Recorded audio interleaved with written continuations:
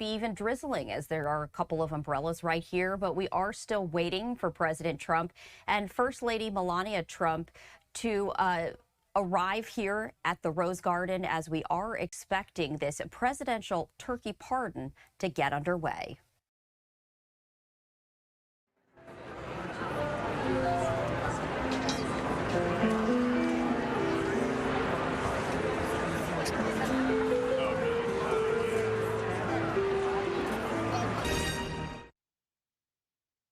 From Fox 5, this is The Noon. Now at noon, Thanksgiving travel rush. More than 81 million people are going to travel at least 50 miles from home over the Thanksgiving holiday period, which begins today. What you can expect as you head out. But first, how the weather is going to impact your travel plans. First the rain, then the wind, and obviously some of that cold air. Welcome to The Noon. I'm Bianca Peters. Rain is expected to move into our area by mid-afternoon, making for a wet evening commute. Let's bring in meteorologist Audrey Puente tracking all of this for us at the Weather Center. And Audrey, this may impact travel plans for some as we see some of that slow-moving traffic there, but rain hasn't just started yet. Not yet, Bianca, but it will get pretty sloppy as we go towards the afternoon. We're pretty dry across much of the area at the moment, and we've had some peaks of sunshine, but temperatures are really noticeable. We're already in the mid-50s in Central Park. It's 53 at LaGuardia, 56 now down towards Atlantic City. So the radar is indicating that we do have some moisture kind of moving in here. Not all of this is quite reaching the ground because it's a little bit dry across the area, but however, the clouds will be thickening up as we move along through our Tuesday here, and rain is not too far behind. Right now we're finding steady rainfall moving through western and central Pennsylvania, and it is headed in our direction. So in another hour or so, we'll start to see the rain begin to push into western portions of New Jersey and then gradually work its way eastward, making for a very sloppy afternoon. And here it plays out with our timeline planner. Temperatures will be nice in the 50s. However, be prepared for wet weather right through the rest of the afternoon and evening. I'll let you know what to expect for your traveling through this Thanksgiving weekend coming up. Bianca? All right, Audrey, thanks so much. Well, today could be one of the busiest days on the road. At least 73 million people are going to travel by car. That is nearly 90% of Thanksgiving travelers. Fox 5's Antoine Lewis is on the west side with more on the rush out of the city and then the records being broken by travelers this year as well. Antoine. Bianca, those who didn't get an early start yesterday, as you pointed out, are probably doing so today. One of those avenues to get out of the city is, of course, the Lincoln Tunnel. Photojournalist Dan Foley is going to give you a look at where things stand right now. Traffic is moving along as you take a look at that. Don't let the emptiness fool you, because the cars are definitely going to be moving along if this is going to be your way out of the city today. But let's crunch those numbers for you. AAA saying that 73 million Americans will drive to their destinations this holiday weekend.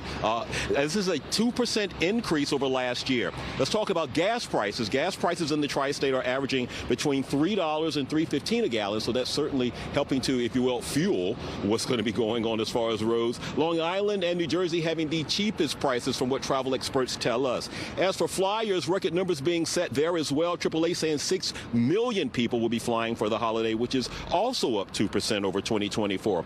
Now, according to travel experts, because of concerns over recent delays and cancellations, that number could actually end up dropping slightly if travelers choose another form of transportation at the last minute. That said, AAA says that driving remains the most popular mode to get away. Take a listen. You can leave when you want, you'll have transportation at your destination, and you can return when you want. And so that makes it most popular. And it seems that people are leaving today and tomorrow, which are going to be the worst days, Tuesday and Wednesday. Anytime afternoon, you're going to see a lot of traffic. And return day on Sunday between 6 p.m. and midnight is when it will be busiest. All right, so there you have it. Now, if bus or the train is going to be your destination, about 2.5 million are expected to travel in those particular modes. Now, the other thing we want to point out to you is that this is the 5th year anniversary of the past buckle up law in New York State, which means that everybody 16 years or older, regardless of where you're sitting in the car, must be buckled up. So know that if you're going to be getting on the roadways, and Bianca, as we send things back inside you, be careful if you're walking along the sidewalk. Apparently they can jump up at you. Back inside to you. As our New York City streets tend to do sometimes. Antoine, stay safe out there. Thank you so much.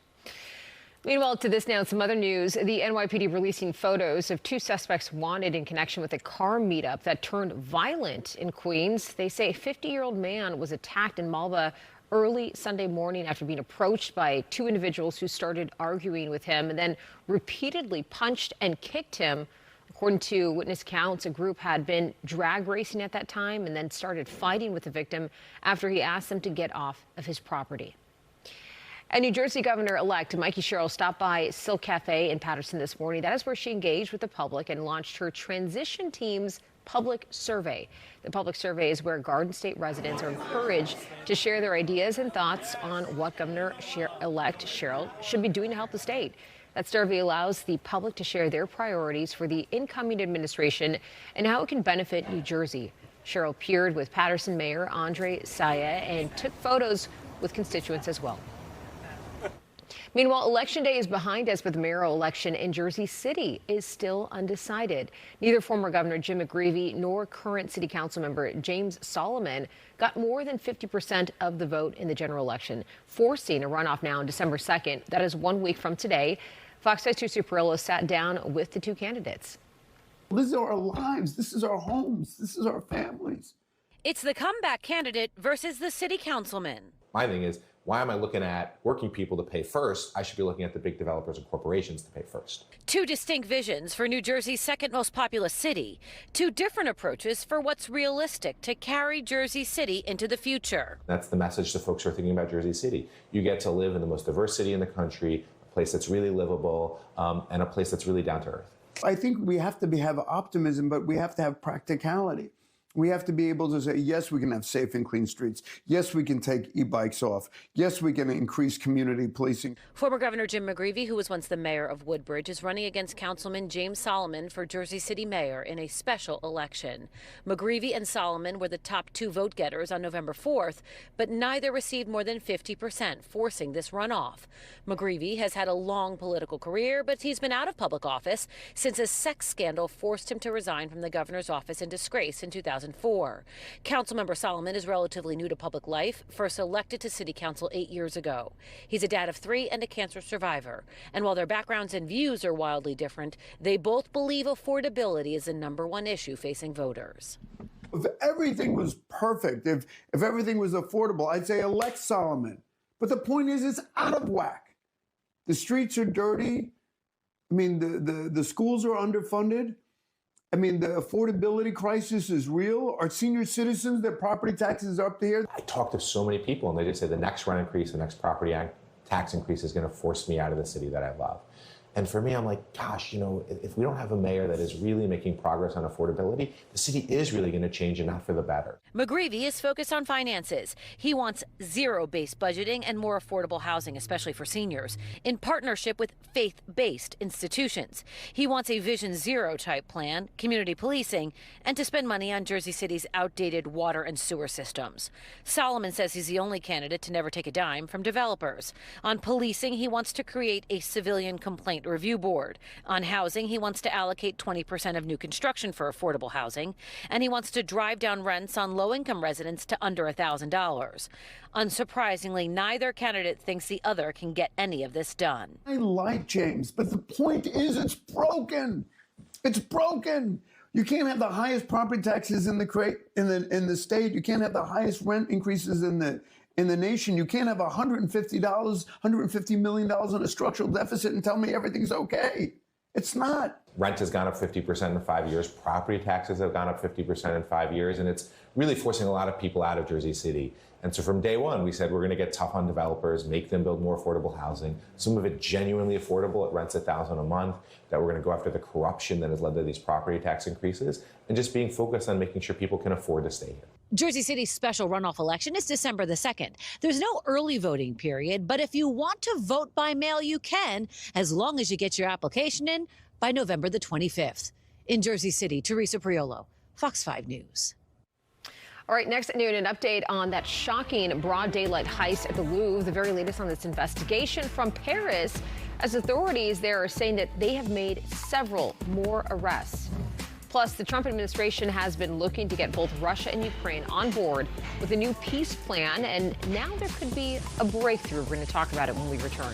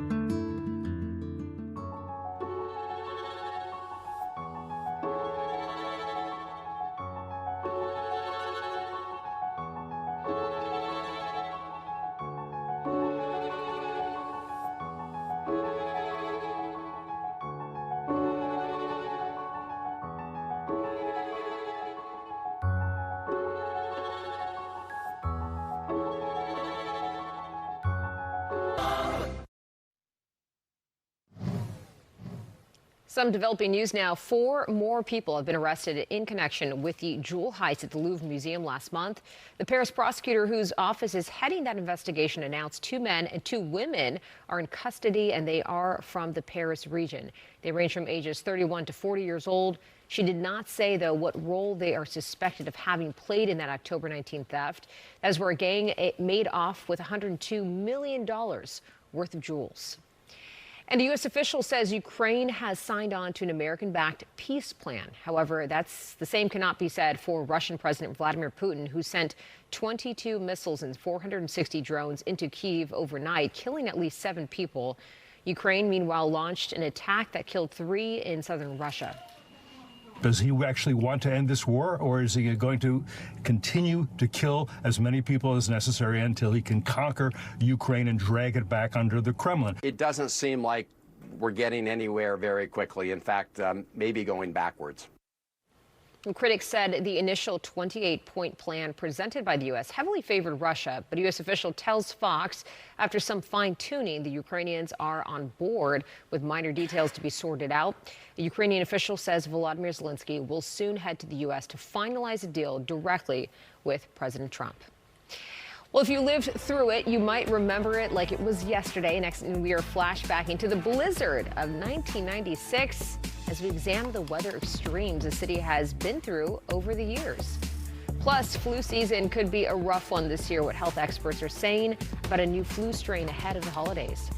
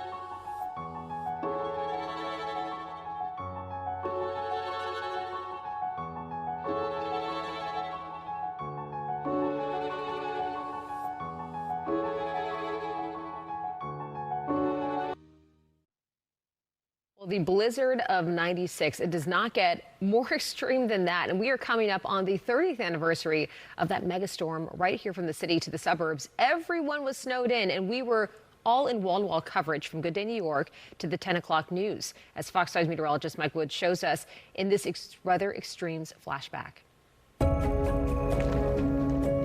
It was the storm that brought the city that never sleeps to its knees. It really isn't letting up at all. The blizzard of 96 hitting the entire Northeast, burying New York and paralyzing the metropolitan area. The extent of the snow, it's an enormous storm all along the entire coast. The moderate snow will continue off and on. At times it will be heavy. The blizzard warning continues right through the morning hours into early this afternoon. Forecasting in the mid-1990s was much different than what we have today. The National Weather Service officials was in a period where they're rolling out new technology like Doppler radar. And despite the fact that we didn't have that modern equipment, the snowfall forecasts were largely accurate. By midday on January 6th, the storm blanketed the city, with Central Park recording 20.2 inches. Right now, we have 1,520 plows out. They've been out throughout the evening into the early morning. We will have a shift change at 7 and put them back out again. And we will be out throughout the day into the afternoon. Well, Dick Oliver has made his way across town over to the sanitation facility there. Is there any salt left over there, Ollie? Jim, the salt is here. The problem is the accumulations of snow have been so heavy that they quit the salting and they're simply plowing now. Some 1,520 plows. You can see them going by here down West Street, just off of the Henry Hudson Parkway. The deluge of snow forced the closing of schools, Broadway, and even the New York Stock Exchange. This emergency, of course, brings out the best in all of us, and the best part of us, the American Red Cross. Robert Wingate joins us to tell us about the Red Cross's activities overnight. The Red Cross has literally hundreds of volunteers who've come out last night and this morning to help staff shelters throughout New York, New Jersey, and Connecticut. Right now, the Red Cross is operating a total of 25 snow shelters, 10 of them in New York City, and the rest of them along Long Island Sound, in Westchester, Connecticut, and up and down the New Jersey shore. Residents were advised to stay home. The heavy snow led to dangerous driving conditions. On a night like this, tow operator Dave Puck is much in demand. He's already towed countless crippled cars, driven by people who underestimated the power of this vicious storm. It's just incredible. A lot of the ramps you can't get around, so a lot of people come into the ramp too fast and they spin out. On Route 80, this Jeep is stranded, one of 200 Dave has seen since late today. The fuel just cut right out, and that's how come we're getting stuck. Hours ago, New Jersey officials declared a state of emergency. Since then, the storm has dumped about 18 inches of snow on North Jersey. Dave Puck's mission is to keep the 71 miles of Route 80 clear of stranded cars. You could help him by staying home in this weather.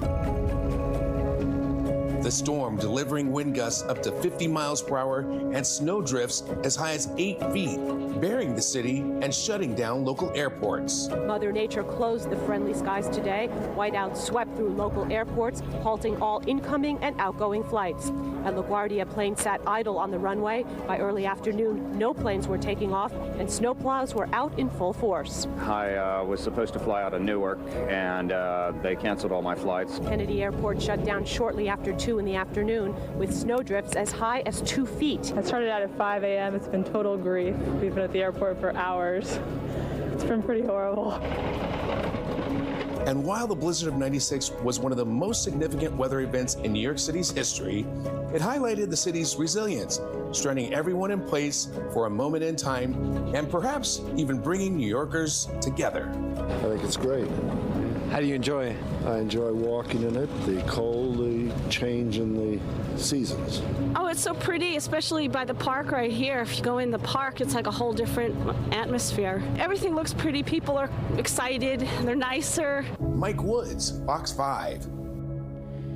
Wow, and that is just one of the topics Mike, Nick, Audrey, and Liv are covering in our Weather Extremes special. You can watch it later this week on Fox 5, My 9, and streaming in the free Fox Local app. And speaking about weather, let's turn now to see what's in store for us this afternoon. Definitely does not look like the blizzard of '96. Definitely not.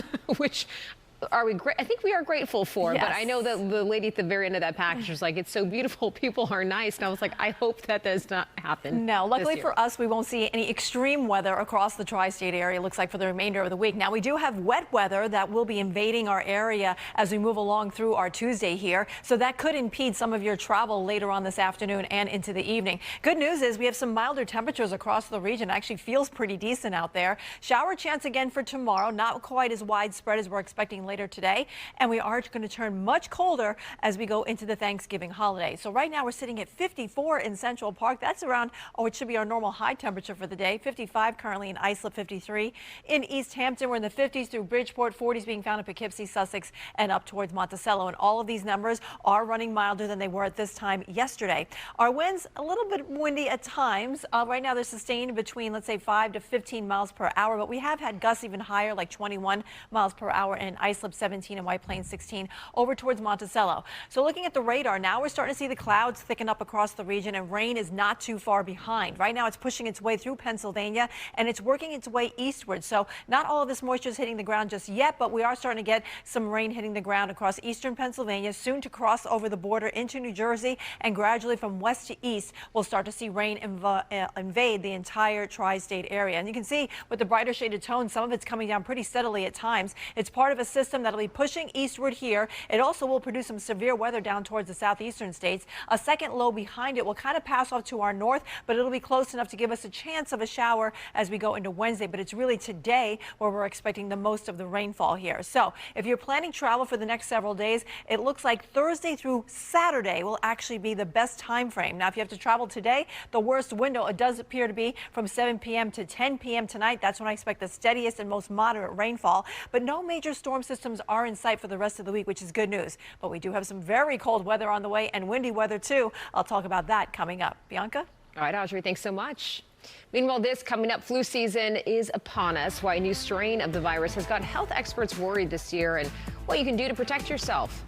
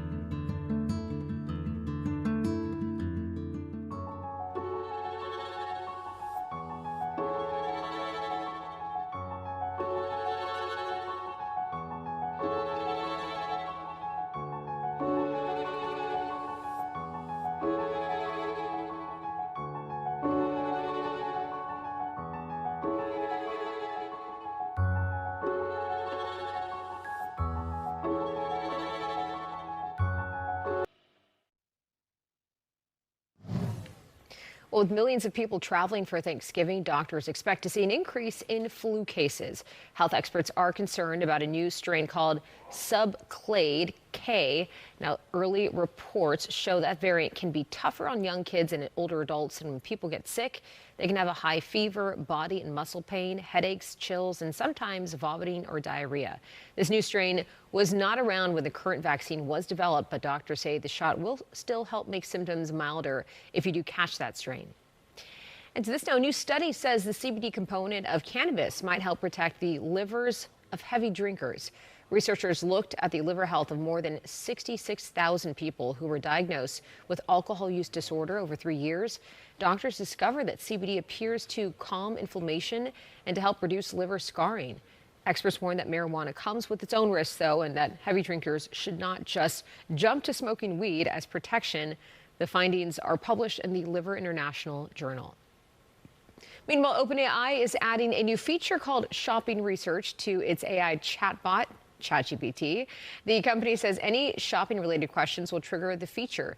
Users can narrow down the specific items they're shopping for by answering some more questions about preferences like price, intended use, and desired features. Once an item is found, you can then buy it on the retailer's website. All ChatGPT users will have nearly unlimited usage of the assistant during the holiday shopping season. All right, next at noon, do you suffer from the winter blues? We're going to talk to a board-certified child and adolescent psychiatrist about ways that you can prevent and treat seasonal affective disorder. Plus this. It hasn't been easy to teach someone how to drive in a whiteout until now. I'm Jody Goldberg on Long Island. I'll introduce you to a local professor who's using VR to show just how quickly conditions can turn. We'll have that story coming up. New York City is delivering for you every day, everywhere. Major crime is down citywide. A record number of new homes have been created. And a brand new universal after-school program is available for our kids. With safer streets and thriving small businesses, NYC is delivering for families, making this the best place to raise yours. Find out more at deliveringforyou.nyc.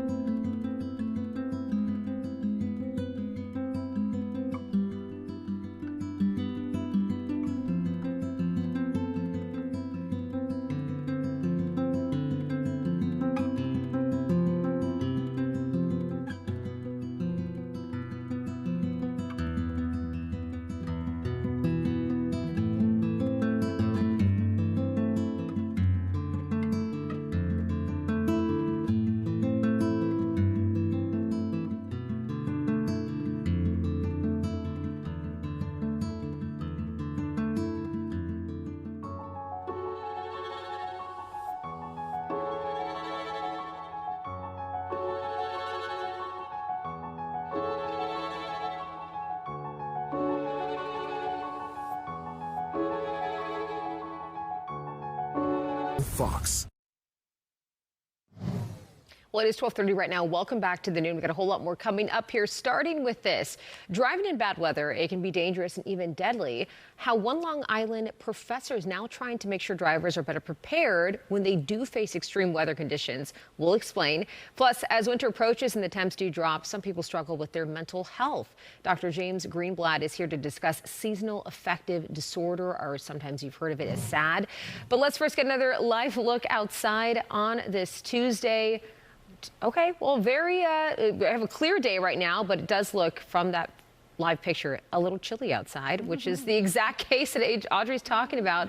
Audrey, fine right now, but we're talking about some rain coming on the way. It's on our doorstep, Bianca. It'll be here shortly, so do anticipate a wet afternoon commute, as well as any traveling you might be doing that could be kind of slowed down with some of the rain that's expected to move into the region here. Now, temperatures, let's talk about those first. Feeling pretty good from New England all the way down towards South Jersey. Temperatures are in the 50s along the coast here, and even in upstate New York. Syracuse is at 52. Same number over towards Buffalo. Buffalo. So with temperatures this mild, any moisture that comes our way is going to be in the form of rain and not snow. So that's some good news. However, we are expecting a good amount of rainfall. We can see a healthy amount moving across central portions of Pennsylvania, heading over into western New York. And this is all headed in our direction. I think the bulk of this will be passing off to our north here, clipping the Hudson Valley. But we're going to see some steady rainfall across the immediate tri-state area. Let's say just shortly, probably after about 2 or 3 o'clock, and it will become more widespread by the evening commute. So we have this one system that's now pushing to the east. There's another one sitting just behind it, producing some snow on the backside across North and South Dakota. That's also headed in our direction, which will keep us a little bit unsettled as we go into Wednesday. We're not expecting as much rainfall as today. However, there will be the chance of a scattered shower or two. Now, with that system that's pushing in right now to the southern end of it, we're going to have severe weather across the southern states. They're already experiencing in parts of Mississippi, Alabama, and it'll be heading eastward towards Georgia and the Tennessee Valley today. Here back at home, we're seeing lots of clouds in place. The rain not really making an impact just yet. It's now knocking on the doorstep here across New Jersey. It will pass through the area by the evening. It will definitely be a steady rainfall with pockets to moderate rainfall as we go into, let's say, 8, 9 o'clock. Everything kind of moves offshore here by about 10 o'clock, but overnight we're still going to see chances of rainfall. We still have the cold front in our vicinity, and that's not going to push through until Thursday. So the good part about that is that temperatures are going to spike tomorrow, close to 60 degrees in many spots. However, we'll have lots of clouds in place, at least for the first half of the day, and there will still be a chance of shower activity. By 3 o'clock, we could see some peaks of sun coming through before it sets tomorrow night, but there's still one more line to get through. That'll happen around dinner time before everything kind of moves offshore. Behind the front, much colder air starts to work in here, and so do very blustery winds. And as a result, we're going to see the lake effect snow machine begin to fire up here, and some of those snowflakes could reach as far south as Sullivan, maybe northern Sullivan, northern Ulster County, and this will be on Thursday evening. But most of us will be dry for the Thanksgiving holiday, which is great for anyone that will be driving around the tri-state area. So today, 58 degrees is what we're going to get to in Central Park. That is above normal for this time of year. Unfortunately, it comes at a cost because we'll have some rain coming through the region here. The rain will last through the evening. Probably before midnight, it should come to an end. 52 will be tonight's low. So that's actually pretty mild. That's close to our normal high for this time of year, but that's going to launch us off to a very mild day tomorrow with a high of 62 degrees. Watch out for a couple of showers. We'll see some peaks of sun in the afternoon. And then on Thanksgiving Day, we drop down to 44 for the high temperature, but factor in a blustery wind, and it will feel more like 34. In fact, it stays cold right through the rest of the weekend here. So if you're planning to do some shopping on Friday for Black Friday, you definitely need to be bundled up, Bianca. All right. The warning has been heeded. Audrey, thanks so much. Meanwhile, conditions can change in an instant. That is when you're driving in bad weather, and most drivers don't know how they're going to react until they have experienced it for real. But one Long Island professor is changing that with a new high-tech tool. Fox 5's Jody Goldberg shows us how this all works.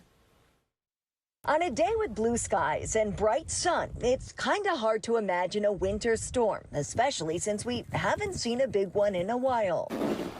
But inside this headset, the snow is rapidly escalating. An intense burst of snow causing whiteout conditions comes on almost instantly. Ideally, we want people to exit off the highway, and that's what the messages tells us, but I'm going to keep going here to show the dangers of the snow squall. Hofstra Associate Professor Dr. Jace Bernhardt built this virtual reality simulation to teach people about extreme weather. He gave us an up-close look at what drivers should do during a snow squall. And I try to stop, and I can't. Someone might think, oh, an inch or two of snow, who cares? That's no big deal. That happens all the time. But the key of the snow squall is that an inch or two of snow happens within 10 minutes. The joysticks become your wheel, the buttons your gas and brake. Seconds in, the surround sound kicks up, the snow starts sticking, and visibility disappears. What? Someone rear-ended you. So the simulation walks you through what so many get wrong, slamming on the brakes, overcorrecting, and losing control. But here, you can actually make and learn from those mistakes safely before they happen in real life. We can keep telling you, oh, there's going to be these dangerous conditions, stay off the roads, go inside for the thunderstorm or whatever. But people don't always listen. Federal transportation data shows nearly a quarter of all weather-related crashes happen on snowy or icy roads, and more than 1,300 people are killed every year. So you put your hands on the steering wheel. For students, the impact is instant. I'll definitely keep it in mind when I'm on the road and when it starts snowing, because I didn't understand how much of a risk this was. With the help of grant funding, Bernhardt has also used VR to teach about rip currents, hurricanes, and flash flooding. Thousands have downloaded the app and are already using the web program online. The last major snow squall was probably 3 to 5 years ago. I think we have a lot of new and vulnerable drivers on the road that have never really experienced snow or snow squall. So it is a little bit worrisome. A high-tech warning arriving long before the winter weather does. On Long Island, Jody Goldberg, Fox 5 News. Taking a look at that wintry drive there, even if it's AI, do you suffer from seasonal affective disorder? Even just talking about that winter and the cold. Next at noon, we're going to look at ways to treat and prevent the winter blues. Plus, if your holiday week includes plans to relax with some good movies, we've got you covered with a look at what is new in streaming and home entertainment.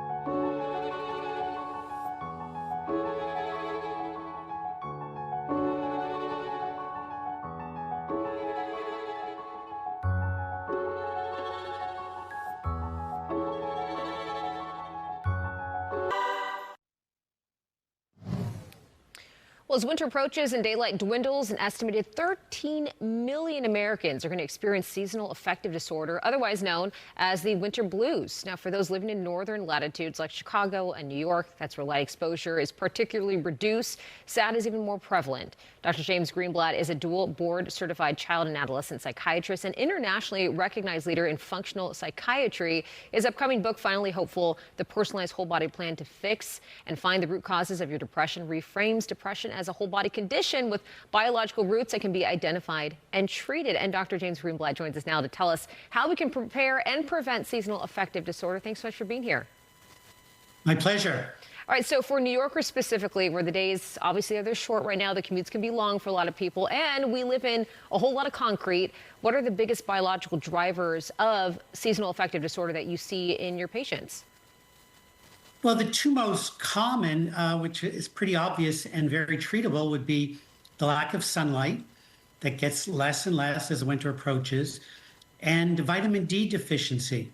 Most individuals think of vitamin D for strong bones, but it is very significant for depression. And our vitamin D levels drop in the fall and winter. Interesting. Now, I know you talk about depression as a whole body condition, so maybe you could talk about the top 3 measurable things that someone can check for, as you mentioned vitamin D, but some labs, nutrient habits that may be triggering or worsening their winter depression. Sure. I mean, vitamin D is by far the most common as it drops significantly. But the other kind of micronutrient deficiencies that we see often would be low iron and low vitamin B12. And these conditions might be subtle in the spring, but with the exacerbation of the less light and the vitamin D dropping becomes significant and very treatable. I know we already passed the shift when the clocks change, but some people notice that difference right away. So maybe you could talk about the first 24 to 48 hour intervention someone can actually do to make a difference in their mood regulation, even starting now. Yeah, I think the most significant thing is just kind of adding light. So for, seasonal mood changes, we recommend light therapy. So there are light boxes where people can do 15, 20 minutes in the morning. That has been demonstrated by research to significantly improve mood in adolescents and adults. You mentioned the light therapy, and I know I've heard this before, and I'm sure many New Yorkers have heard this before, but I don't know if people necessarily know how to use this correctly. So is there like a New Yorker proof guide to use it? How long? And then you mentioned 15 minutes. And then what type of light actually works best? Okay, so you want a light therapy box that has the term 10,000 lux, which is a measure of the light. And it's about 15 to 30 minutes, usually not in the evening. Sometime in the morning is best, but they've done studies in the afternoon. It's more convenient.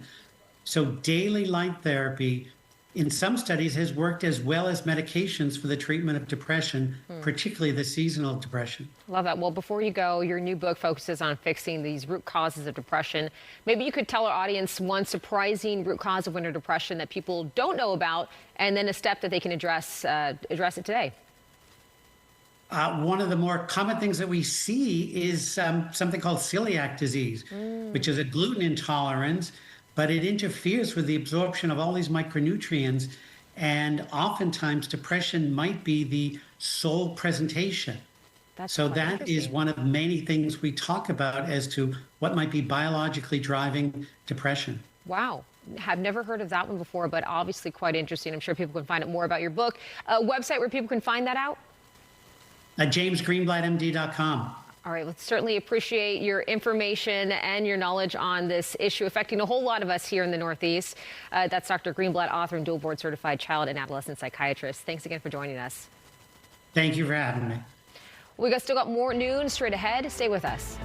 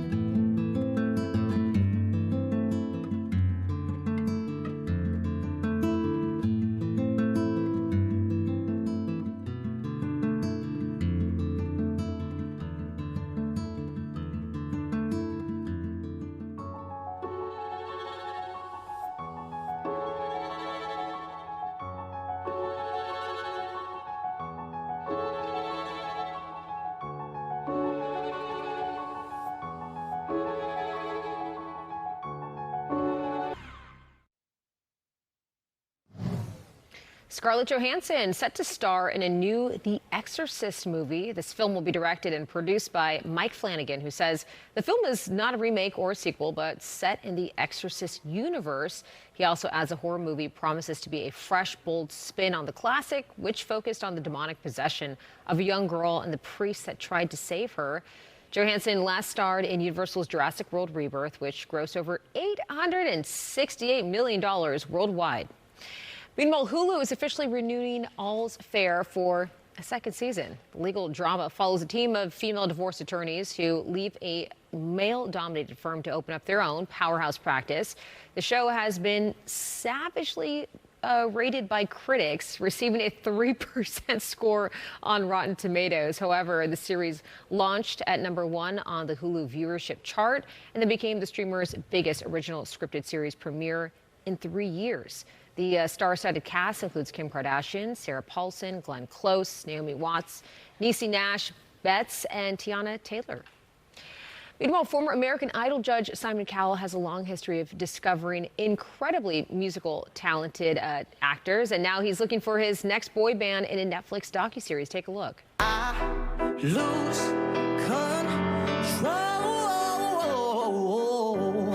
I think you're exactly what we're looking for. Yeah. For the series is called Simon Cowell, The Next Act. The cameras follow Simon, who is the executive producer, from casting calls to the release of a debut single, as he brings together 16 young artists in Miami to compete for final spots in the band. Simon Cowell, The Next Act will premiere December 10th on Netflix. All right, well, if you plan on kicking back and doing some relaxing this holiday weekend, there are some new releases in home entertainment, from horror to drama and to new music. Fox's Ashley DeWorkin runs down the list. There's something in the attic. The Conjuring Last Rites tops this week's list of new home releases. Vera Farmiga and Patrick Wilson return as Ed and Lorraine Warren in the final chapter of the hit horror franchise. This time, the couple takes on their most terrifying case yet, inspired by the real-life Smurl haunting. Walk until there's only one of you left. Mark Hamill plays a major overseeing a deadly event in the dystopian survival thriller The Long Walk. Based on Stephen King's novel, the story follows 50 teenage boys forced into a brutal walking contest where falling behind means death. I suppose sometimes I do hate you. Sporadic hatred. Olivia Colman and Benedict Cumberbatch play a married couple locked in domestic warfare in The Roses, a reimagining of the 1989 classic The War of the Roses. We have this house for the weekend. A couple's dream getaway takes a dark turn when they are forced to share an estate with a mysterious duo in the horror thriller Bone Lake. I know you're scared, but you're with me now. The sci-fi mystery Xeno centers on a teenage girl who forms a powerful bond with an alien after it crash lands in the desert, uncovering a secret which could change both their worlds. I think I need to tell you the rest of my story. In the drama Looking Through Water, a former executive reflects on a life-changing fishing trip with his estranged father as he struggles to connect with his distant grandson. The sci-fi action horror Primitive War sends a Vietnam-era recon unit into a remote jungle valley where they face off with an unexpected enemy, dinosaurs. In music, British pop singer Jessie J releases her 6th album, Don't Tease Me with a Good Time. In Hollywood, Ashley DeVorkin, Fox News. All right, next at noon, few people are working harder today than folks at Hunts Point Produce Market. Coming up, we're taking an inside look at that Thanksgiving Day rush at the Bronx Food Hub. Plus, Governor Kathy Hochul and Timothy Cardinal Dolan teaming up to hand out turkeys in Harlem. Their holiday message for New Yorkers is next.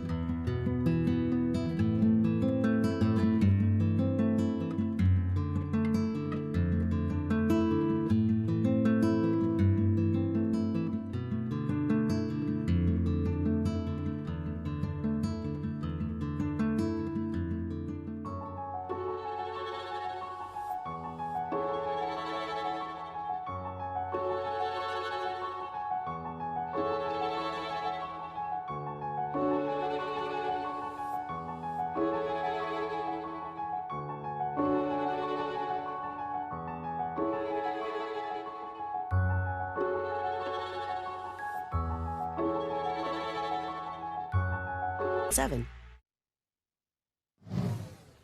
Well, it is becoming a Thanksgiving tradition in the Bronx. Today is the busiest day of the year at the Hunts Point Produce Market. They tell us about 30 million pounds of produce will be distributed throughout the Tri-State, from sweet potatoes to apples and cranberries. Hunts Point supplies all of the holiday staples to supermarkets, grocery stores, and restaurants in our area. Meanwhile, Governor Kathy Hochul distributes turkeys and food as a part of Catholic Charities' annual Thanksgiving celebration. Governor Hochul was joined by Cardinal Timothy Dolan and other officials in Harlem this morning. This is for the celebration. These two handed out food, turkeys, especially to those in need ahead of Thanksgiving. Today we're helping some of our brothers and sisters, and life is sometimes hard for people, and we have to make sure that we never forget them, not just during the holidays, my friends, but year-round. Jesus fed those who were hungry. We try to do what Jesus did. Catholic Charities does it very, very well. Governor Hochul announced today that 8.2 million checks have now been mailed to eligible New Yorkers under the state's first ever inflation refund check program. Meanwhile, a spectacular sight in the skies over Long Island today. The U.S. Navy Blue Angels are arriving at Republic Airport in East Farmingdale for their winter visit. Members of the elite flight crew are here to prepare for next year's four-leaf air show at Jones Beach. The landmark event is being held during the July 4th weekend to celebrate 250 years of American independence. All right, the countdown is on to the Macy's Thanksgiving Day Parade. Next at noon, a look at the rehearsals going on in Herald Square ahead of the big day. Plus, a lucky pair of turkeys getting a second chance at life. This is all thanks to the annual White House Turkey Pardon.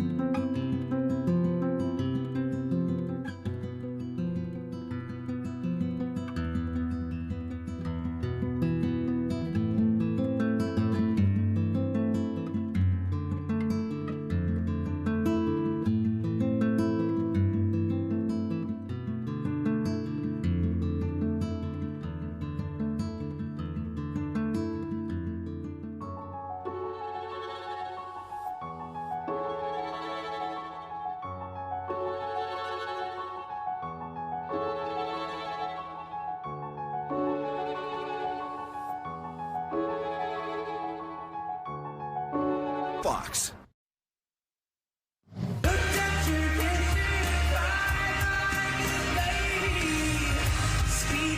Look at that. Preparations underway for the 99th annual Macy's Thanksgiving Day Parade. Dozens of performers and marchers are practicing their routines at the iconic retailer in Herald Square today. Macy's says every year more than 3 million people line the parade route from the Upper West Side to Midtown just to watch the celebration. Always an incredible time of year. Let's get a final check of the forecast. Obviously, people looking forward to this parade, but weather-wise, what are we going to be dealing with? Well, the weather will be fine just for the parade, and it will be pretty chilly, so definitely bundle up if you're planning to head out there to watch all the floats fly by. fly by. But today we are anticipating some rain. We can see it already being picked up on the radar here. It's pushing through Pennsylvania right now, making for a soggy day there. Same thing for western New York, and it's headed in our direction. So anticipate rain to come in from west to east as we move along through the afternoon, and it will last right through this evening as well. We have another low waiting in the wings. This will give us a chance of a scattered shower as we go into tomorrow as well. So in the meantime, we are anticipating temperatures to be pretty mild, mostly in the 50s for our afternoon high numbers. And tonight, we don't drop off too far from there. We're going to stay in the low 50s to the upper 40s across the region here. Tomorrow, more clouds. We'll have a few showers, but not a lot of rain, but it will be mild with a high of 62. Much colder for Thanksgiving. It'll be dry and sunny, but very cold with a high of 44, and it stays in the 40s right through the rest of the holiday weekend. Bianca? All right, just some rain to get through there. Audrey, thanks so much. Well, that is our show, but before we go, here's one last thing to leave you with. President Trump and First Lady Melania Trump participating in the annual turkey pardoning ceremony in the Rose Garden.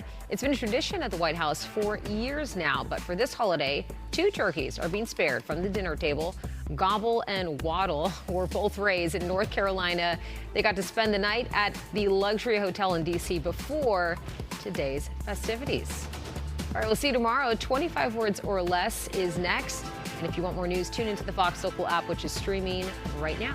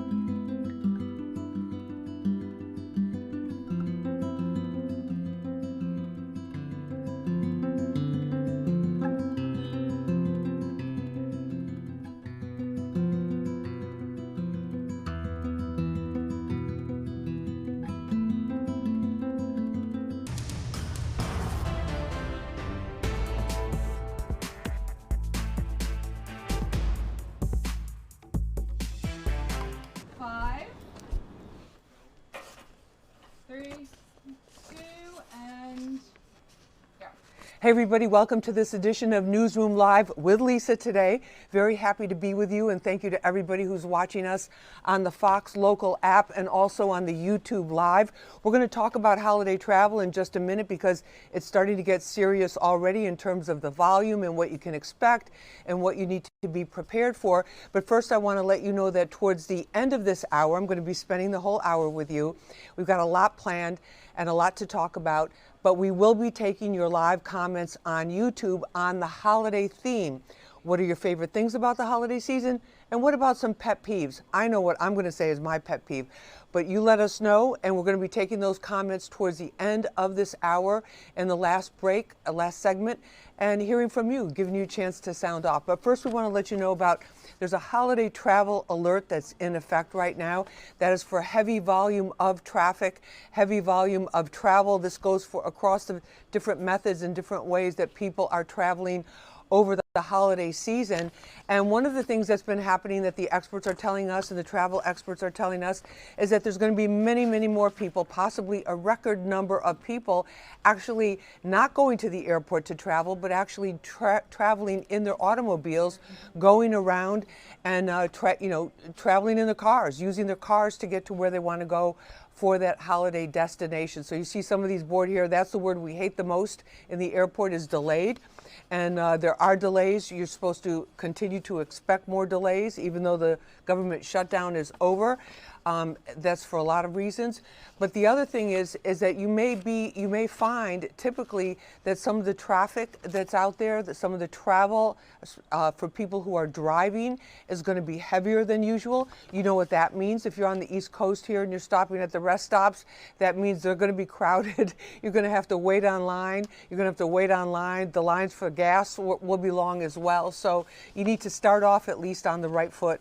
With being completely prepared with a full tank. But let's go over to my colleague, Fox 5 New York anchor and reporter Antoine Lewis. He's on the west side of Manhattan right now, and just getting a gauge and a sense of what's happening with the traffic that's there. Antoine, thank you for joining us. Absolutely, Lisa. And just listening to what you were saying, you are talking about record numbers, both by air travel as well as on the roads, which we're going to get to in just a moment. But to let you know, there has been an increase, if you will. Going to hold the mic closer, Lisa, because you know where we are. You know the trucks and everything is moving by. So you absolutely are right. But let's show you some numbers and give you some numbers and show you some pictures, because 73 million Americans, AAA says, will be driving to their destinations this Thanksgiving. That's a 2% increase over last year. Let's talk about gas prices in the Tri-State, because that's what's fueling this. Gas prices are averaging between $3 and $3.15 a gallon, so that's very good news. Long Island and New Jersey having the cheapest prices there. But we were also talking about the skies and people that are going to be flying to their destinations. Record numbers being set there as well.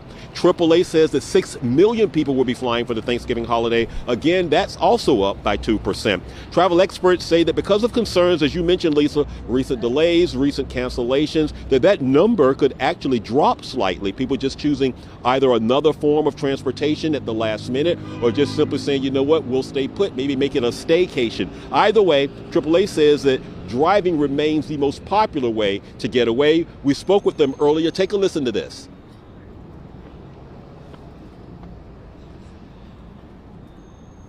And you can return when you want.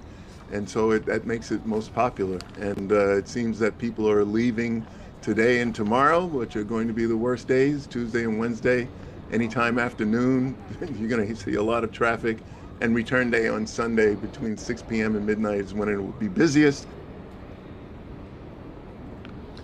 Okay, so that you heard from the expert, Robert Sinclair, Lisa. Yeah, I heard him, Lisa. Okay, he already told you when the busiest days were going to be. Also, just to let you know about buses and trains, 2.5 million are expected to use those methods to get away this holiday. So it is definitely going to be busy. What's going to be making this even more interesting, Lisa, is that we know that the rain will be coming in. I know you and Audrey are going to get into that in a little bit, but the rain's going to be making this probably a little bit more sticky than it already is for those who had to work, as opposed to those who are normally just using this just at the end of the day. We know that some people may not be working today, so there'll be fewer cars, if you will, that are work-related, but of those that will be driving, the Lincoln, the Holland, certainly going to be busy. The GWB just trying to get out if they're heading south of New York. Well, I can tell you the morning commute this morning was brutal. A 1-hour drive took an hour and a half, and there were a lot of cars also with out-of-state license plates that were involved too. So they're already on the road. And Robert Sinclair from AAA was right. A lot of people are out there on those roads already. Well, Antoine, thank you so much for joining us. Anything else we need to know about this? Because I know everyone says go early or try to go late or try to go at an off time or whatever. But when you go in your car, you don't want to encounter delays, but those could be likely.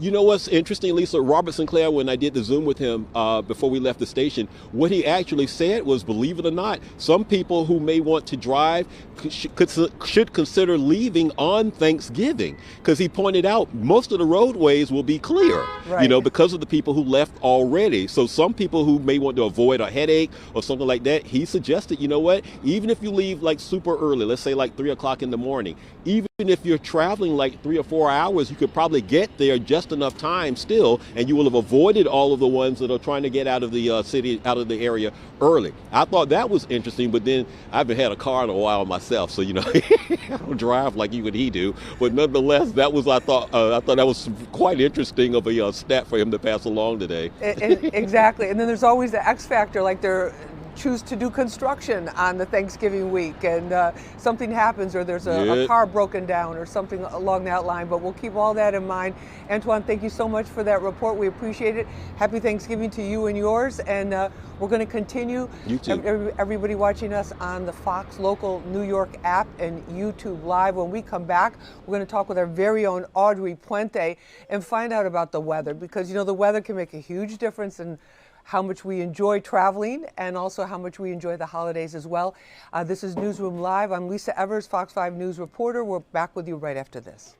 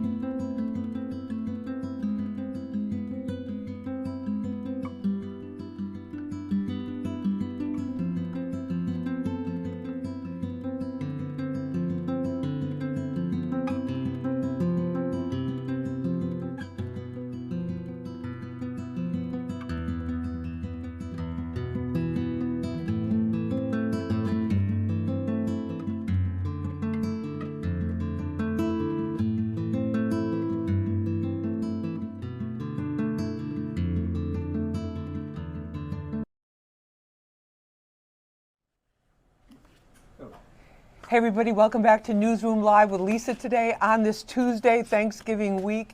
And one of the big issues that, you know, we're all dealing with always, all the time, is the weather. And I just want to remind you that at the end of this hour, we'll be with you all the way till 2 o'clock Eastern time. For those of you watching on the YouTube live stream, we'll be taking your questions and comments about your favorite things about the holidays, as well as some of your pet peeves, like too many decorations up too early, like what about the poor turkeys? They're kind of being shortchanged. That's going to be my pet peeve. Anyway, let's find out about the weather with Audrey Puente. This is a big deal in New York, especially with the Thanksgiving Day parade that many of you, I'm sure, have seen in person or on TV. Thank you for making time. Yeah, well, you know, the weather's a big deal today, for sure. It certainly is. Today, actually, this is actually the worst travel window for us here in the Tri-State area, Lisa. We have rain coming in. It hasn't quite pushed into the city just yet. However, it's knocking on the door in New Jersey, if not already crossing the Pennsylvania border, and it's going to be wet right through the afternoon and into the evening. So for folks that are driving around the Tri-State area, here's a look at the radar. The rain is headed in our direction. It's going to be slick on the roadways. It's not a heavy rain. We don't have a major storm system here. It's not going to be producing thunderstorms or snow for that matter. However, it'll cause some wet roadways, so people need to be aware. It might cause some flight delays. We'll also need to be aware of that. And this will be here right through the evening. So are we talking about heavy rain? Are we talking about kind of like this misty, drizzly rain that creates fog and makes it lowers visibility? I think it's going to be a steady rainfall. It'll be light to moderate rain. We do have pockets where you can see the yellow, brighter shaded tones there. That's where we'll see the more moderate rainfall. And we'll have rounds of it coming overnight into tomorrow morning. Now tomorrow, if you're traveling tomorrow, you should be okay. There's still a chance of showers, but it's not going to be a widespread rain, and we'll actually see the sun breaking through the clouds. So I did pick like a couple of windows here, like to let you know when the best and worst travel is. The worst is tonight between 7 and 10. The best days Thursday through Saturday. I did leave off Sunday because a lot of folks will be traveling on Sunday evening, and we do anticipate more rain on Sunday evening. But if you leave early on Sunday, you should be just fine. And as you mentioned, the parade is happening, so I also created this for you. Okay, let's talk. Can we talk about Thursday, the parade? Because what about the wind? Because we've had some really brutally windy days. Right, and it is going to be quite windy. In fact, we have a cold front coming through, and it's going to drop our temperatures dramatically by Thursday. We're only going to be in the 40s for highs. Interestingly enough, the temperature in the morning when the parade starts, you saw those morning, they'll be in the 40s, and we're not going up from there. So people will go to the parade and think, oh, this isn't that bad, but it's going to stay at that temperature for the rest of the day. And I can tell you. And the wind is going to pick up. So the wind chills will be in the 30s, so you have to be bundled up. And if you're a first-time parade goer, I can tell you this, having reported from the parade and also having taken the family to the parade, you're standing in one spot for a long time, for hours. So that's different. Pick a spot on the sunny side of the street. That would definitely be my tip for that day, for sure. And I know a lot of folks are concerned about the balloons flying because of the windy conditions. Yeah, Labubu, and they got the new Labubu balloon. I checked. The parade has never been canceled for wind. It's never been canceled. They've had to lower them, like the handlers will pull on the cords or the strings, whatever they are, and keep them at a lower height, which is a little disappointing for a lot of folks. Like you see them up high. However, I don't think they'll be canceling the parade. It will be windy. We'll have to wait and see if they actually have to lower the heights, because I think we're going to be just under the criteria for them to actually down the balloons, but I don't think we're going to get there. But it will be a windy day. But what about, and you think no rain on Thursday? Oh, no rain, not a drop. It's going to be sunny. It's going to look beautiful outside your window, but once you step outdoors, it's going to be like, what did I call it? Mother Nature's Botox. Because it's just wham, myself up. like that. So, it's going to be that cold. The time where your face is frozen. You get the cold and your face. But let me ask you this, because a lot of people are trying to get out of town tonight. Well, you're talking about the rain. This is actually the worst time, and we also have a lot of people going up that I-95 corridor from D.C. up to Boston. And various places in between. What is that looking like? It's going to be rough for the rest of the evening. So anyone going from D.C. to Boston, the rain right now is coming in from the west. So travel for the evening will be wet. Again, no heavy rain, but it's already going to be a high volume driving situation, and then you throw in rain and it's just not ideal. It really isn't. And for those folks that are nervous in driving through slick conditions, maybe you can figure out your travel plan. I mean, I would definitely advise, if you're a late night driver, a lot of folks like to go late at night, when there's no traffic. Right. I would advise going after 10 o'clock. 10 o'clock, you should be fine. I think the rain will be out of here by 10 o'clock tonight. So I think that window between, like, let's say 5 to 10, no bueno. I would advise either going before that or after 10. All right. Yeah. And what's your plan? And anything else? I'm going to be working, and then I'm going to be heading out to the family in New Jersey on Thursday. You're not driving too far? No, not too far. Okay, no. Okay, good. But Audrey, can we show people your mug? Oh my gosh, you will. Okay, this is my. Can we just? Why not? This is just amazing. I've been walking the newsroom with my new. Audrey, who's always super fashionable and super in touch with all the trends, walks in with this. Look at this bling, everybody. Look at my bling. And everyone's looking at me like, where did you get that? I know. It's perfect for the holidays, right? Yeah, exactly. I think it's great. Yeah, I found a Nicole in the Bronx. Okay. Put my name on Shout out to Nicole. Shout out to Nicole in the Bronx. I think she's blingy things on Instagram. Anyway, I saw someone else, my other friend had one. Yeah. I said, where did you get that? But I think I put some LED lights as well. Right. Okay, but back to the weather. So the rest of the weekend, we're talking about Thanksgiving. So Friday, Saturday, Sunday, what are we looking like here in the New York area? Okay, so Thursday, we just missed the 7 day. Oh, thank you. Okay. Vinny, you gotta be quicker. We'll come back, sorry. That's okay. Sorry. So Thursday, we're working on his mental telepathy since we didn't ask him for it or call for it. But, well, look, also for shopping on Friday. Black Friday. Woo! Talk about that. Okay. We need to know that it's going to be very cold. So if you're going out there, you definitely need to be bundled up. It's going to be windy and cold that day as well. I don't want to deter people from going out. It'll be dry. It won't be rain. There won't be no rain or snow, so that's good. It's just going to be windy and cold, so you have to be bundled up. But you know, Lisa, I've been one of those people on Black Friday out there. It gets hot. You have all the layers on. I know, but you have to take one big heavy coat and then one sweater underneath. It's a very I have a friend, she had special gloves. It's a hot like activity. I know. She had special gloves, like workout gloves, to carry all the bags and everything. Brilliant. Oh, I never thought of that. That's brilliant. Brilliant. It's Black Friday. There are a ton of deals, though, too. And look, I would actually advise, if I was out there, because I won't be, but if I was, I would layer up for the cart. Just take the outer layer off, run in the store, and just, you know what I mean? Because it's gonna be. Okay, Deb's agreeing with me, right? That's a pro move. Oh, these are pro tips. You're getting holiday pro tips from Audrey Puente. I actually did a story on this. Did you? Yeah, years ago about Black Friday shopping, because I used to be one of those people that was out there at like 3 a.m. and I have a whole strategy about it. Okay, so share the strategy. Really? Okay? Share the strategy with us, please. Actually, now's the time for me to share it because all the flyers are out right now, right? Yeah. For all the store flyers. So I would go to the store like today or tomorrow and scan where everything is that I want. Especially when my kids were little, it was all the toys, right? You go to toy store. Right. I would scan the store and know where everything is. Reconnaissance, recon. Thank you. Right. I did a whole story on this when we were in Jersey. Our managing editor. Recon. You do yes, recon. Absolutely. Brilliant. So listen, the people were impressed with me that worked there because I'm the first one at the checkout. Because I go in, I know exactly where everything is. I'm with the cart. Precision shopping. It's literally like 10 minutes. Yes. And I'm the first one at the checkout, and they were blown away. Like, oh my gosh, you're fast. I'm like, oh no, I came ready. Oh, no, I came ready. I'm a pro. Oh yeah. And so that's my biggest tip. Just go the day or two before with all the and just know where it is in the store. So when you get there, boom. Because people rolling in and they're looking around like, oh, where? No. No. And you gotta know where to go. And also too, know your prices, and also bonus points and bonus cash back and all these things. Yes. That's a given. Get the apps that give you the cash back. Right. You can make a good killing on that during this now through Christmas or whatever holiday you're celebrating. Now's the time to rack up all that cash back because you're going to be shopping a lot in the next few weeks. Definitely. Yeah. Doing the recon first. That's good when you have to go in person. Golden. It's golden. You got to do it in and out. And then because back in the day, it doesn't really happen as much anymore. The stores would open like 4 a.m., then 5 a.m., then 6. Okay? So I would show up. First of all, you don't wait on that line at like 3 a.m. No, you sit in your car, and when the door opens at 4, then you come out because everybody's going in. You just go in with everybody else. You don't stay on the line. So that, and again, if you did your recon, you already know where to go in the store. So the people that are standing out there at 3 o'clock, right? They think they're going in to get the first TV, but they don't know where the TV is in the store. But I know where the TV is because I was there 2 days before, and I know exactly where it is. Are you sure you weren't with SEAL Team 6 or something like that? This is like a strategy. Like we're going in, we're doing the recon. Right. We have the plan. I should do a coaching course on this. Right? Yes, absolutely. Automatic shop. And there's something too. It's like we all love, of course, getting things delivered, right? Mm-hmm. Especially now that this porch pirates ring has been busted, one of the big ones on the East Coast. Mm-hmm.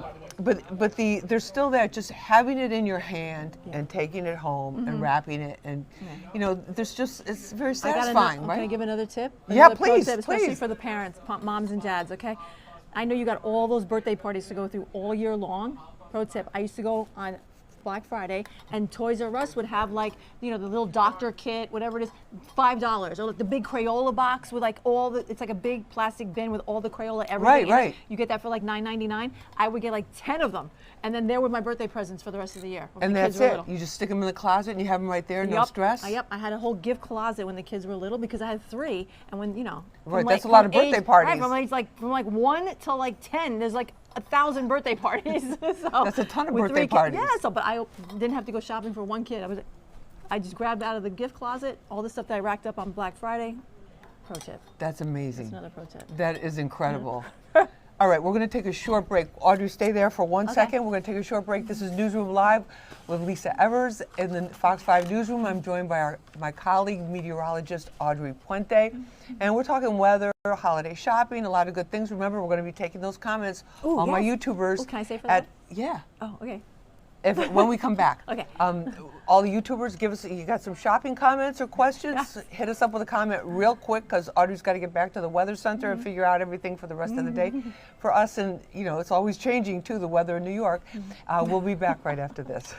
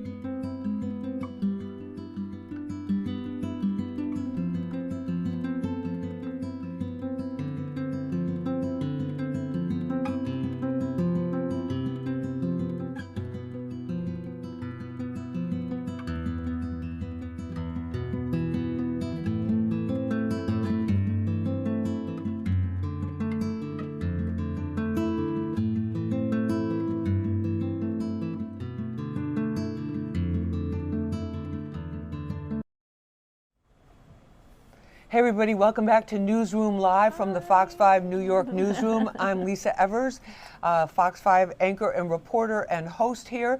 I'm joined by my colleague meteorologist Audrey Puente, and of course, it's that time of the year. We're really talking about shopping as well and taking your comments live. You have a question. Audrey is the expert. Really the expert at shopping, especially if you have to do a lot of shopping. That's Black Friday. Black Friday shopping. It's actually more of a specialty, okay? This is highly specialized personal experience and incredible advice. So we're taking your comments live on our Fox 5 NY YouTube page live. Hit us up. You've got a shopping comment. Later on, we'll be talking about holidays. So we got holiday favorites and holiday pet peeves, and we have a lot more to get to. I want to hear that. Yeah. I want to hear that. Oh, well, you can give us a comment on that too. Anything holiday related is what we'd like to talk about and what we are talking about. So just you want to join in, you know what to do. Get on the Fox 5 NY YouTube. Hit us up with a comment. We got Vinny Mariani, aka the Vinster, on the boards here. Everything. We got Alex from Digital. We got one of our big bosses, managing editor Deb Cheatham, with us here. Got the whole crew. And okay, let's get back to. Do you want to do a pet peeve or you want to do a shopping tip for people? Because let's do pet peeves. Okay, what's your pet peeve? Or should we check the shopping tip? No, let's finish the shopping. Okay, thing. let's start. Okay. So were there comments on the YouTube about? Oh, was there a comment on the YouTube, the shopping tip? Okay. Oh, okay. Christmas tree. Look at that. Okay, let's talk ornaments. Okay, let's talk ornaments. Christmas tree can get very expensive and also very competitive because everybody needs an Instagrammable, postable. Okay, I'm going to give you the ornament tips. Okay. All right. Okay, so I should probably do a reel about this one. Okay, how do you do your tree? Like I do lights first. Okay. Right? Lights first. I separate all ornaments into what they are. Like in other words, like all like the small tiny little balls are in one section, the medium balls or color, right? And then you do each pile. Like you do one at a time. Like people just pick one, just whatever random, like throwing up on the tree. Yeah. No, you guys do organize it. Like you do lights first, right? Then you do ornaments, but you separate all the ornaments into categories and you do one group at a time so that you can make sure everything's evenly spaced so the tree actually looks really full. Like professional. But let me ask you this, but what about like, didn't your kids ever make ornaments and that's like the special ornament you bring out? What do you do with all the homemade ornaments from the kids? Right, well that goes in its own category. It's just the kids' ornaments category. Right, but that's in a group. They sit on the floor, right? And so then you do like, whatever the, let's say we're, like I always pick a color theme. Like this year it's pink for me, okay? Oh, My daughter chose pink. I let my kids in on like what the decor is going to be. So right now. Very democratic. So I'll have all the pink ornaments. I have a bunch of, so like the dark pink is in one pile, silver's in it. I always do silver and gold accents, right? Silver, then gold, then like light pink, medium pink, whatever it is, right? And then there's like pink, like I have a pink peacock, I have pink bows, like those kinds of things. Those are also in a group. Wow. Then the kids' ornaments are in a group. You better post this. I want to see this. And I keep saying every year I should really do a reel about this. Well, at least post it. Yeah, I do. I post the tree, but I haven't posted the process. I do post the tree. Okay, well, I haven't posted the process. Well, they're getting the process right now. Yeah, this is a lot of time. You want to do each group, so like if you do the balls first, then all the balls will be evenly spaced, right? Then you do like the stars, right? Then all the stars you can evenly space them all out, and then you do like the kids like made ornaments. Then those again space it all out so it all looks. It looks like it's professional. I think the new MoMA Art and Design store in Soho has nothing on you with it comes the holiday decorations. Yeah. All right, so we got the decorating tip, we got the shopping trip, we got the whole weather shopping decoration. So I shop for all the decorations on Black Friday. Black Friday and the day after Christmas. You have to do it the day after Christmas. But there you got to be at 8 a.m. It's another early morning start, right? Because people all go in there and they rush and you get all the Christmas stuff is 70% off. Right, the day after. So I buy all the wrapping paper, all that stuff. I buy it the day after Christmas. Okay, let's ask you, what about your pet peeve real quick before we let you go for the holidays? People who show up on the shopping for Black Friday not knowing where everything is in the store. Unprepared. They don't have the strategic plan. You gotta have a strategy. They haven't done the recon. Otherwise, get out of my way. They haven't done the recon. They don't do the battle plan. They don't have the plan of attack. No. Another good tip on that too is if you go in a group, I've seen this before. Yeah, that's the other thing too. You wear the same shirt. Oh no, wait, you say you hate that when they go to? No, but like a whole group. Like if you're shopping by yourself to really focus and not have to stop and make. Oh no, I'm talking about the pros who show up on Black Friday. They come in with matching shirts, or they wear, like I seen a group of women with the antlers. So you find each other in the store. Again, it's a pro. It's like this is like the real deal. This is a whole culture. Honey, when people show up at like 9 a.m. at the stores, we call them amateurs. Like, oh, here come the amateurs, because we're done by 9 a.m. I learned this from my sister-in-law. Like, she's the one who taught me all of this. Really? Yeah, she's the pro, and she's in Boston. And, yeah, we like they're the amateurs. I think this used to be like an online course or something. I'd come home and I'd be done before my kids were even up for the day. Like, that's they're amazing. Off from school. I'm home by like 10 a.m. Done. Done. Yeah. And All everything's got to be hidden though before they wake up. And you're promising us no rain on Thanksgiving in New York. No rain. All right, you heard it Windy here. and cold. You heard it here first on Newsroom Live. I think they want us to stop talking about all this stuff. I'm so motivated just to have that shopping experience. Yeah. Want me to go with you? Want me to coach you? Okay. Sure.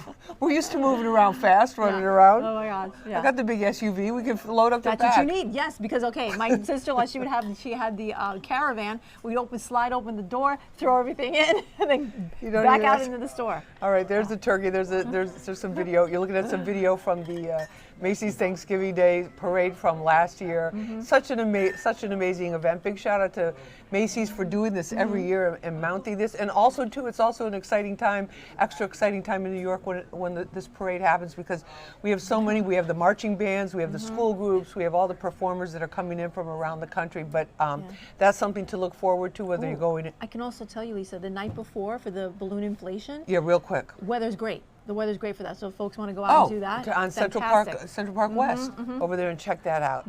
All right, there's Santa, and looking good this week. We're looking good. All right. Thank you very much, Audrey. Thanks for having me. Thanks for all these tips. My mind is going crazy. Anyway, we'll be back right after this is Newsroom Live. Stay with us.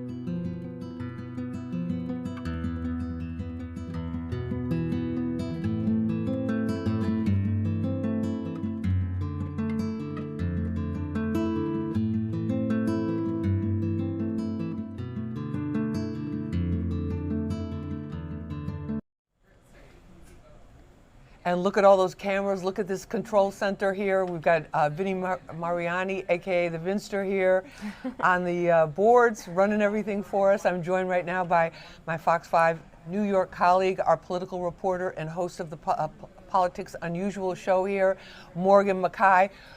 I grabbed Morgan from her desk. She's got a million things to do, more calls to make and everything.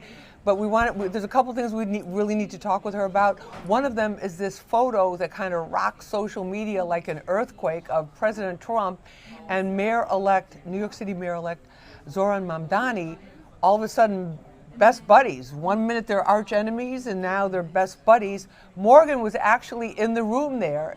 Was that the Oval Office? There was the Oval Office. I wasn't in the Oval Office, but I was on the White House lawn. They sent me to D.C., and we couldn't get into the Oval Office. It's just for White House press pool. You have to request like a week in advance to get in there, but they did let us go into the White House press briefing room, which was pretty cool, just as a little bit of a political nerd and my first time seeing that. So, Yeah. but then, we got to camp out on the White House lawn for, you know, how it goes. I think probably 8 to 10 hours out there working, but it was great to see, and just that atmosphere.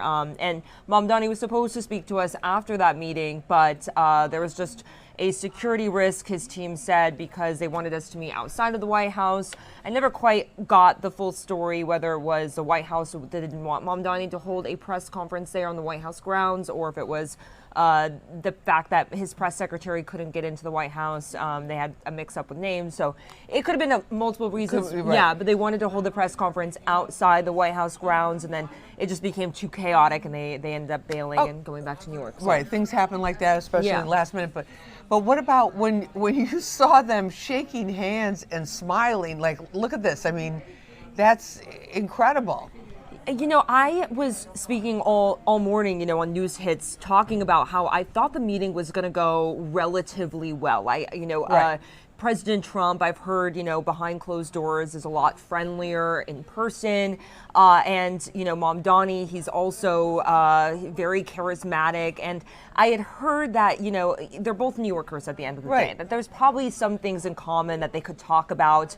And I had a feeling that maybe the meeting was going to go semi-well, but I definitely did not see it going as well as it went. Nobody did, and he said, Yeah. actually was almost like praising him, it seemed like. Yes, definitely. He was definitely praising him. And he not only said that Mamdani has the chance to make New York City great again. That's his slogan that he's bestowing, I felt like, on Mamdani. Mamdani, here's your slogan, make New York City great again. He right? said he would live in New York City with Mamdani as mayor. He said that he thinks Mamdani could make a great mayor. He definitely was heaping on praise, saying that, in my opinion, he was saying that he felt that Mamdani has the ability to, you know, when it comes to, you know, pick A through Z topics, when it comes to crime, when it comes to immigration, when it comes to, you know, many of the topics facing the city. It seems like the president is saying that Mamdani has it under control, by saying that he was be comfortable living there in New York City while Mamdani No, is that's mayor. that's quite a thing to say, quite a thing for him to say. Yes, especially yeah. after the comments. And then the video you were just looking at,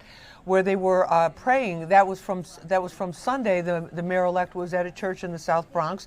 The gentleman that was, Vinny, can we pull that up again real quick from here we go. Oh, well, okay, he's going to come up to the podium. But the man that was next to him, to his immediate, his left, our right, is former New York State Assemblyman Michael Blake, who's running for Congress in one of the Bronx districts. And I think, in terms of the transition, there's things happening with that too. He's not wasting any time. Yes, and so he's been raising a lot of money. You know, and it's been interesting to cover Mamdani throughout this, throughout his campaign, throughout his transition, because I feel like for the first time, people are starting to really understand and pay attention to politics and campaigns now that Mamdani has just such international attention. And so I think a lot of questions that I've gotten from just friends and family from, you know, talking about all of this is, why exactly does he need money? He's already been elected. Where is this money going? Yeah. And it's very typical. You know, Mamdani has raised money. Mayor Adams raised money. President Trump raised money. It is illegal for public funds to be used in a transition between the mayor-elect and when he becomes mayor. And so he's raising money for everything. It's for paying his staff. It's for paying these 400 transition team members that he's now appointed. 400, which is actually, it sounds like a big number, but it's actually a little bit, it's almost about half of the number that Adams appointed. Adams appointed over 700. So for his transition For his team. transition, Wow. yeah. So it's stuff that I feel like gets talked about every year, but kind of slips under the radar just because, you know, it's not as popular. But with Mamdani, almost everything he does is just garnering so much attention that I feel like people are finally paying attention. And so he announced today that he's raised $2 million in about 20 days since he opened it up. So a lot of money very quickly that people are donating. And he is appointing, again, he appointed 400 people to 17 different committees. And these are people who are going to be looking at creating policy when it comes to everything from technology, community safety, public safety, immigration. They're going to be looking up transportation. They're going to be looking up policy. They're going to be suggesting policy to the administration. And they're also going to be looking at hires.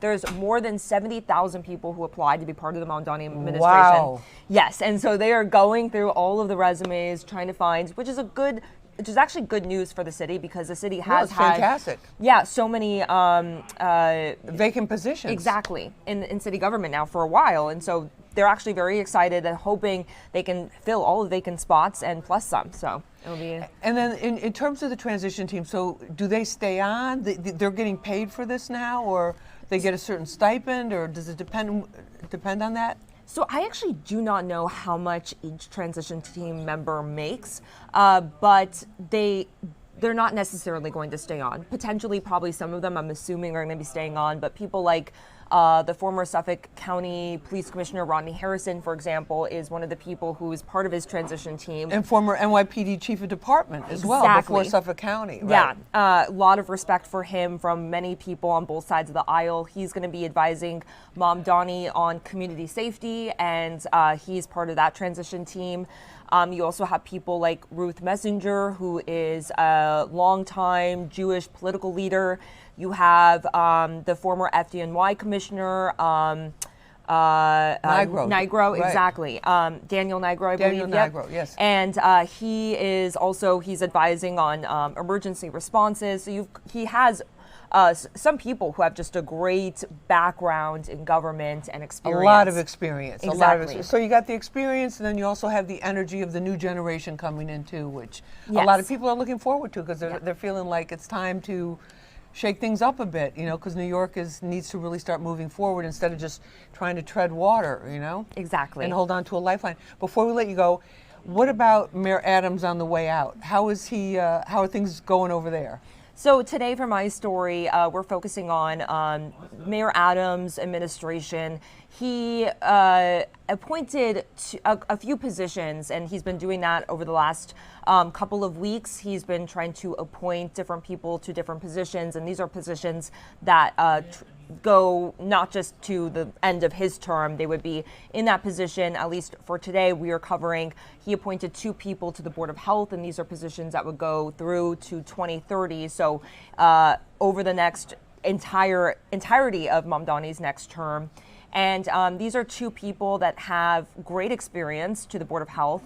However, the city council voted down these 2 appointments because they said that they told the Adams administration that they're not going to be approving anybody because the next appointments are up to Mamdani. It's too close of a window. Right, because why would you pick people that are going to be in decision-making positions for a new administration's coming in just a matter of a couple months? Exactly, and the best example I can think of with that is how the Senate blocked President Obama from appointing Supreme Court Justice before President Trump took office. Yes. And so I think that's kind of maybe the best example of that. So they're kind of saying, hey, like, it's not really fair. Like, these are qualified people, but Mamdani might also be appointing these people to the Board of Health. And he may have other people, and they may be doing, and he may also be changing some of the structures of these departments too, as he's talked about. So exactly, we don't know that yet.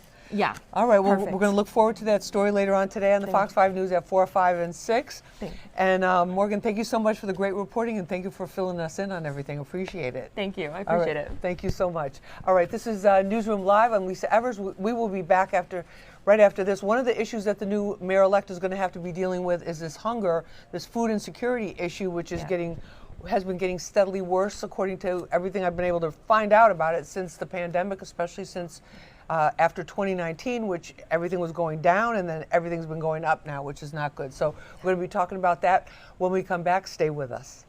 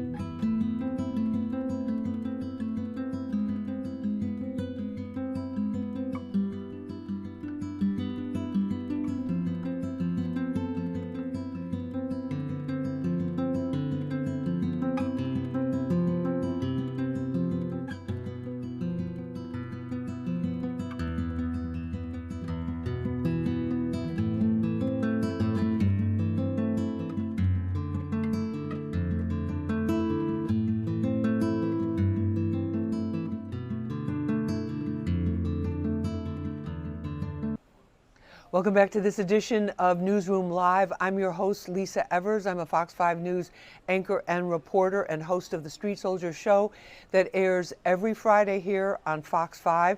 You can watch it on the Fox local app, New York, of course, at 4:30 Eastern Time and 10:30 p.m.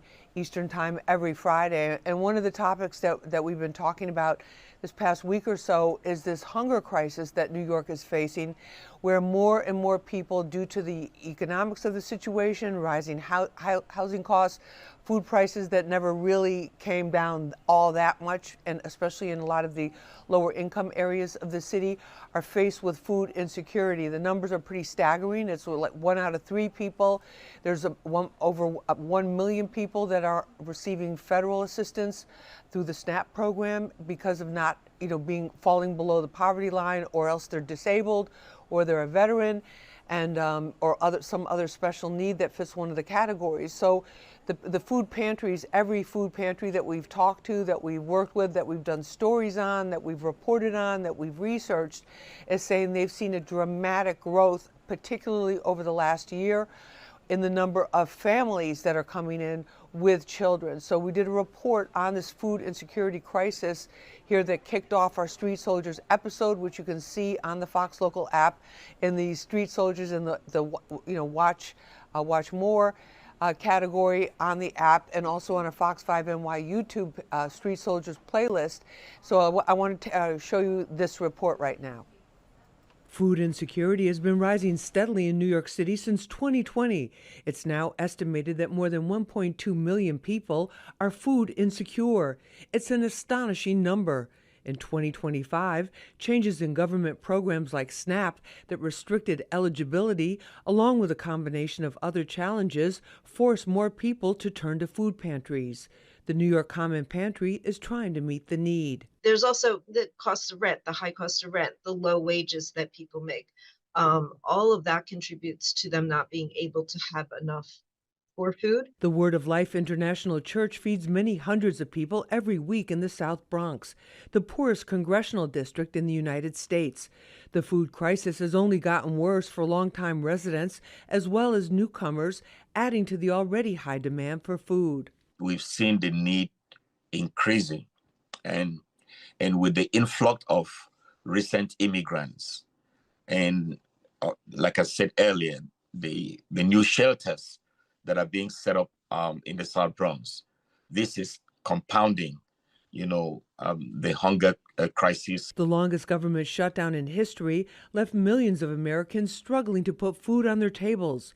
Unpaid government workers were forced to wait online for food for the first time in their lives. It means a lot to me. It means the world to me, what they're doing, because sometimes you feel forgotten. You go to work to help people. That's our job, to help people. The growing need at the nonprofit food pantries is becoming harder and harder to meet. They need more support than ever before, says City Council member Rafael Salamanca. We need to ensure that they have the resources, they have the funding, and they have the volunteers that they need so they can continue to provide this service. Now, that Bronx City Councilman that you just saw, Rafael Salamanca, he actually turns his office in the Bronx, which is in the South Bronx, a district he was born in, grew up in, and now represents to the New York City Council, into a food pantry to also give out food there. Now, on Saturday, my Street Soldiers team with the show, we periodically do community outreach events and town halls in the public, in the community. We were out at that food bank, the food pantry called the Word of Life International Church that they run in the South Bronx. It's the poorest congressional district in the United States. You can see that's the pastor there in that dark tan coat with the black hat on. They load in the food. They have a pantry. They serve about 20,000 people every single month. There's the pastor there, Pastor John Udo Okan, and that's his wife, Reverend Felicia Okan. And our volunteers were out there. We had got 500 turkeys donated for them, which were given out to the people there, as well as other food. And one of the things that people were telling us is, they have a limited budget, and a lot of them are on fixed incomes. You see people showing up with shopping carts. They're waiting online in some cases 2 and 3 hours just to get through the line to get the food. And the food that they're giving out at this pantry, they feel very strongly about it being nutritious food. So they have food that a lot of it has to be done with cooking. A lot of it, has to be people who know how to cook. But they wait online and they come out with like a week's worth of groceries and food, really by the grace of God at this particular pantry. Now, there are many other pantries that are doing outstanding work in New York City, like Food for NYC. We saw them. They were the ones that were giving out the food to the government workers. There's City Harvest, which is one of the biggest groups that says they've seen a dramatic rise in the number of families that are coming out there. And people are like, how can you not have food? And it's easy, because it's easy to understand if you're getting paid $15 an hour, and sometimes less if they're being paid off the books, the price of food, having to feed it. And then also in this particular area that you're seeing, there's been a dramatic rise in the number of homeless shelters that are there as well. And people are coming through, they're staying in rooms. That's the NYPD there. And the NYPD was out from the 40th precinct in the Bronx there. They came out to make sure that the traffic was moving smoothly, that when the turkey truck, which came through to drop off the turkeys, they made sure that they could get through the block there and get everything set up. So that's one of the artists there, rap artist with a hood. His name is Iman Nunez. Those are some of the volunteers from 500 Men Making a Difference, a volunteer organization here in New York. There's a lot of heavy lifting there. There's my nephew, he's helping us out too. A lot of heavy lifting that had to go on in order to just get it stocked and keep everything moving and keeping it going.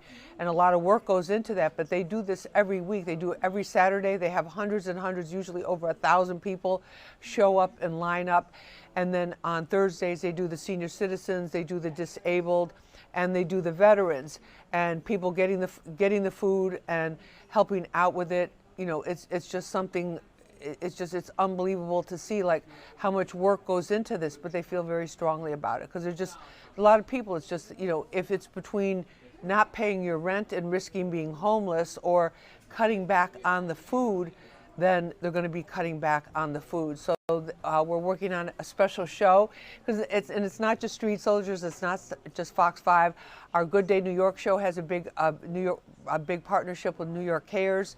In December, they're doing a huge relief effort here in conjunction with Fox 5 New York with the station. Fat Joe is out today giving out turkeys.